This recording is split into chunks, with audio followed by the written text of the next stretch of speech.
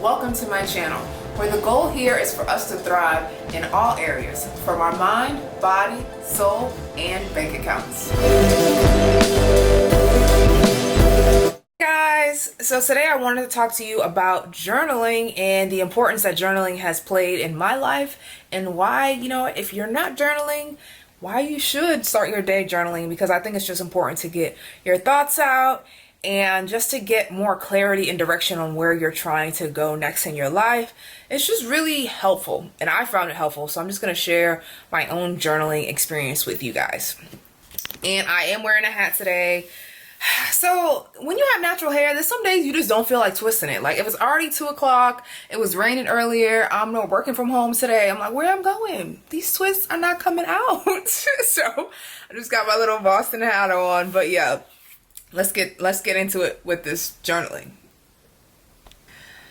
Okay, so I first started journaling like 2.5 years ago at my 2.5 years ago when I was at my 9 to 5, and I just wasn't happy. So I would just start to wake up in the morning and just start writing out my thoughts about like where I wanted to be next in my life.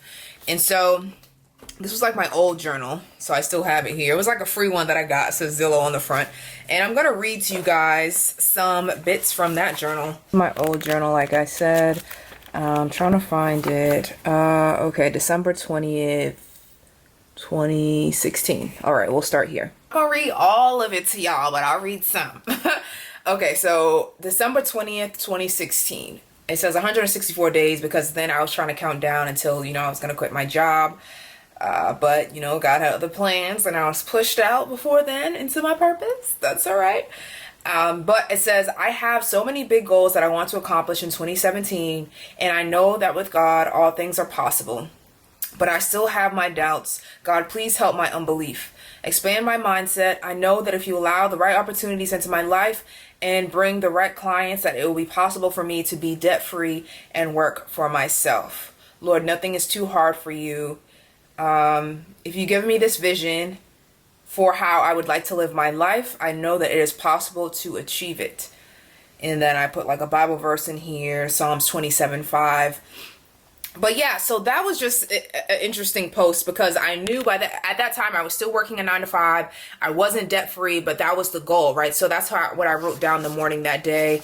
And then on another day, I'm going to share, this is still like at the end of December. So I'm like saying, thank you, God, for a new day, right? I always try to write now from a place of like gratitude.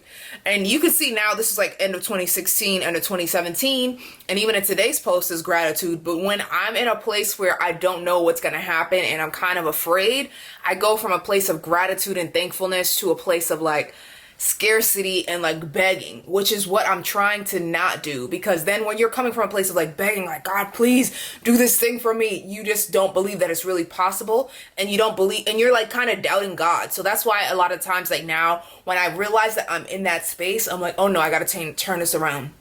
I gotta change this into, thankfulness, gratitude, and just like be more intentional about what I do want. Because you don't want to be begging. Begging just senses that like it's not coming, or you don't believe it is coming. So, dear God, thank you for a new day. Thank you for letting your light shine through. Thank you for being my shield and protecting me from all evil. Lord, I trust that I trust the plans that you have for my life. I know that I'm stepping into a new season of change, and I know that you will be with me every step of the way. Thank you for closing the door at this company, but opening up a new door for me at another great company where I'm passionate about the work I do, where it's a cool yet smaller work environment, and where I don't have to work nights or weekends, and that I'll be able to learn so much there. So you can see that from the last post, it was like, thank you for letting me work for myself, right? And this one is just like, let me work for another great company. Because I was still like trying to figure out what was best for me. And what ended up happening was that I got let go from my job, was pushed to my new area of life, and I became like a freelancer, and freelancing at a smaller company, which is something I wrote down, and I didn't work nights and weekends, and I was getting paid more money than I was at my 9 to 5, right? So a lot of things that I wrote down became true. And it was just like I didn't even have to apply for the position. Somebody just sent me a message on LinkedIn that I used to work at my old company, like, hey Candace, this role, this freelancer role opened up, are you interested? And so like it just moved, like it was just moving smoothly. And I like to, and in my head, I know that it's God's will for me when things just like are aligning and working out, right? So that is what happened, you know. But I just wanted to just talk a little bit about, you know, journaling, and also it just helps you like get your thoughts out and just figure out what is it exactly that you want, right? Because you can see, and even right now, I think we're always still figuring out. I don't think I'll ever wake up and be like, oh, I have it all figured out.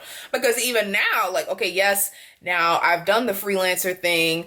I've worked, now I have my own clients that I'm building with the Latham agency. But I will be moving soon, right? I'm going to be moving out of Boston. So now I'm just trying to figure out, okay, what is next for me? I do want rental property, and I do want to move out of Boston. You know, I do want to be driving more, so I'll need a car. So it's just thinking about, what is the next steps? Like, is it going back to a 9 to 5 and then grow my business on the side?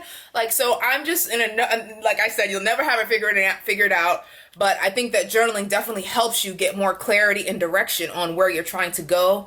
And so I just wanted to empower you guys to just write from a place up. First of all, if you're not journaling in the morning, you should get into the habit of journaling, writing what you're thankful for, and also, the intentions for your day. So I started with my new journal that I have here. My sister got it for me for Christmas. I just started writing like what are my intentions for the day, whether that's to get client work done, whether that's to go to the gym, whether that's for new clients to find me, the right clients to find me, you know, whether that's whatever, if it's an event I'm going to, let it be a successful event.